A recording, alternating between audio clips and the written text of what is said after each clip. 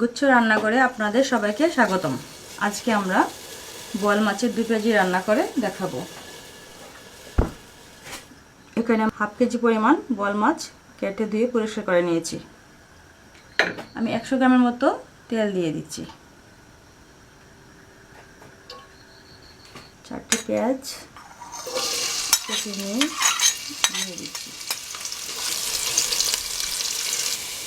পেঁয়াজ বাটা 2 চামচ, হলুদ 1 চামচ,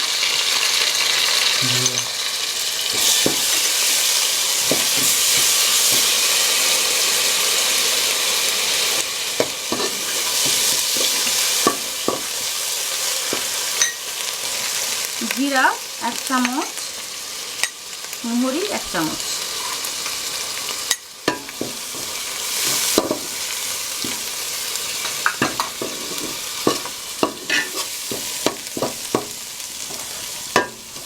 মরিচ 1.5 চামচ, ধনিয়ার গুঁড়া 3 চামচ,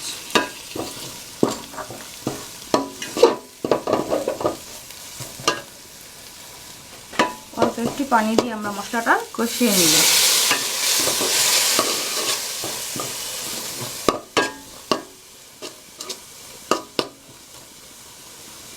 আর একটু পানি দিয়ে দিচ্ছি মশলাটা কষানোর জন্য।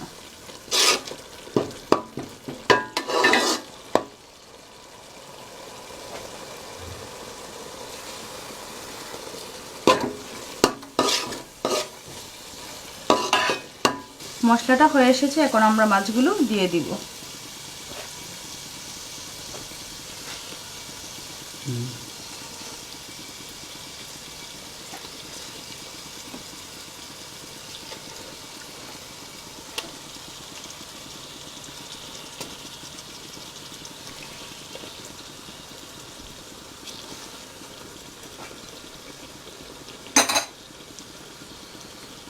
কিছুক্ষণ রেখে রান্না করব। মাছটা একটু উল্টে নেব, মশলাটা যেন মাছের গায়ে লাগে। আর কিছুক্ষণ রান্না করব।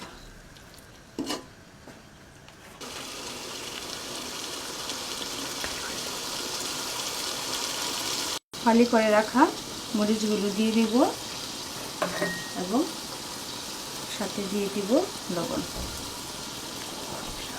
লবণ 1.5 চামচ।